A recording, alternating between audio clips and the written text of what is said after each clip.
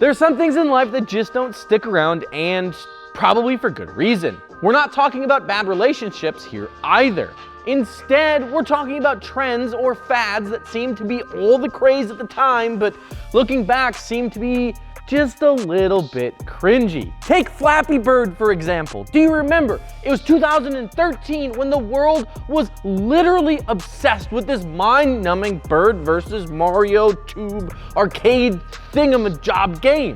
And now look, it's hardly even relevant anymore. Now, that may be because someone may or may not have lost their life because of the game, and well, the game's creator subsequently pulled it from existence all over everywhere, essentially killing it. Or who could forget the awful dry mouth sensation that was the cinnamon challenge, right? It had dudes all over the place pouring spoonfuls of cinnamon and just down the hatch. Believe it or not, the horsepower chasing truck industry also has some trends that may or may not have overstayed their time and are now exhausting their last breath.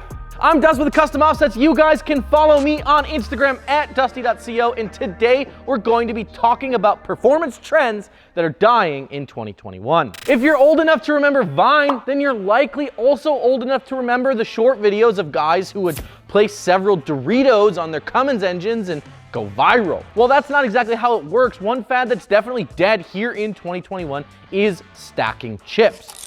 Let me break it down for you, right? If you're chasing horsepower, specifically in a diesel truck here, there are a few different ways to make it happen. One of the easiest ways to make more power in your truck is to chip it, right? Now, these computer chips connect in line to your factory engine control module, or ECM for short here, and alter the signal coming into the ECM, making the engine think that it has less fuel or air than it actually does. Because of this, the ECM responds by putting more fuel and more air into the cylinder, and thus it makes more power.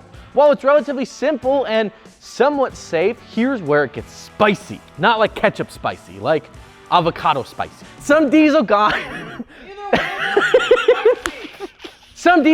and for some reason it always just seems to be the 12-valve Cummins guys here, realize that if you put multiple tuners or chips in line on the truck, that you could squeeze even more power out of the engine. Thus, the term stacking chips was formed, or born, or whatever you want to call it, right? There are plenty of horror stories from guys that stack chips and have absolutely obliterated their engines. We're talking like piston 4 to the moon. Mostly because stacking chips doesn't actually have any safety measures, meaning that if you're not careful, they're gonna push your engine to the point of destruction. Instead, we recommend a good set of tunes made for your truck, right? There are a ton of options out there for vehicle-specific tuners and tunes that'll rewrite your factory ECM and ultimately give you guys more power, and most importantly, be safe so that way you don't send your flywheel into orbit. Switching gears here, we couldn't talk about trends that are dying without at least mentioning this one. Bigger is not always better. Let me explain for a second, right? Forced induction has done a lot of really awesome things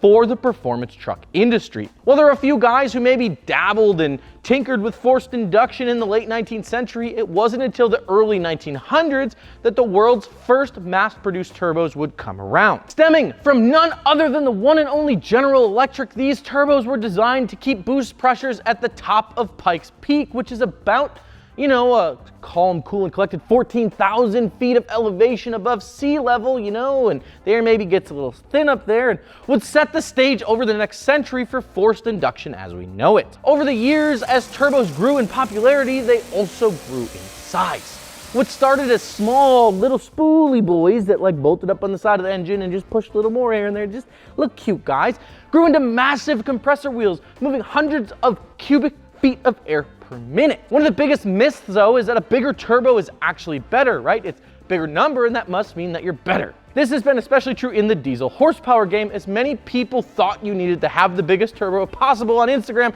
to make the most power, when the truth is that, if you just properly size your turbo for your application, not only is it going to give you the most power, but it's also going to keep you happy and subsequently also probably keep your wallet happy as well. There's nothing worse than having a massive amount of turbo lag when you're already at the top of your RPM band before it really gets you into boost. You're really not even making power, you're just spooling a turbo. Additionally, given the popularity of variable geometry turbos, or VGTs for short, you can get away with a much smaller turbo and still make all the boost pressure that your little heart and your head gaskets could desire. For these reasons and more, we're leaving your oversized turbos in 2021 and rolling forward with properly sized turbos for your application here in the new year. Another one of those trends that just didn't quite make the cut as we ring in the new year is propane in your diesel truck. I know that there are tons of diesel conversions out there that are running on propane or natural gas or the like. That's not what we're talking about here. If you go back about 10 or so years ago, propane injection on diesel engines was all the rage. The internet, God bless its soul, was still relatively young and naive at the time, and it was raging that if you added a propane injection kit to your diesel pickup, it was the equivalent of adding nitrous oxide to a gas engine. Now, mind you, it's the early 2000s, and at about the same time as all of this is going on, the Fast and the Furious is hitting the box offices, meaning that regardless if you were a car guy or a truck guy or even a bike guy for that matter, we all just wanted a little button on our steering wheel that we could hit while drag racing and instantly gain a ton of horsepower and have enough torque to literally rip off the floor pan from our Mitsubishi Eclipse. The fact of the matter here is that it just doesn't work like that. Now sure, there are documented cases of guys adding propane injection to their trucks, and yes, it will net you a few extra horsepower. The issue here lies in the fact that there's no really good way to control it when the propane gets injected into the cylinder. Because of this, it can be quite possible to inject that propane at the wrong time, which causes premature detonation. In a diesel engine, premature detonation is bad. Like it usually means bad news bears, as it tends to break things that definitely shouldn't be broken. We're talking things like crankshafts, or connecting rods, or pistons, all things that you need. Additionally, while propane was once very affordable at under $1 a gallon, most propane prices are north of $2 or more a gallon at this point, meaning that this really isn't a cost-effective option either. And of course, we couldn't talk about dying performance trends without talking about the one and only smoke switches. Now, for those of you who are getting dangerously close to 30 like I am, or heck, maybe you're just over the fence a little bit on the 30 side, you know, who am I to judge? Then you'll remember that just a few short years ago, rolling coal was all the rage.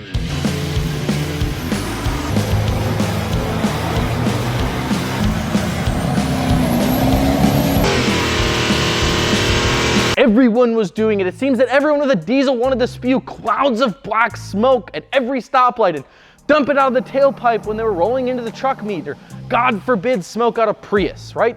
To do this, some guys went to the extreme cases of wiring up a dummy switch. These dummy switches would essentially cut the turbo off, but leave the ECU thinking it still had all the air pressure that the turbo was putting into the intake, and thus it would dump copious amounts of fuel into the diesel cylinders. Now, too much diesel fuel, plus not enough air to properly burn it, equals smoke, and lots of it.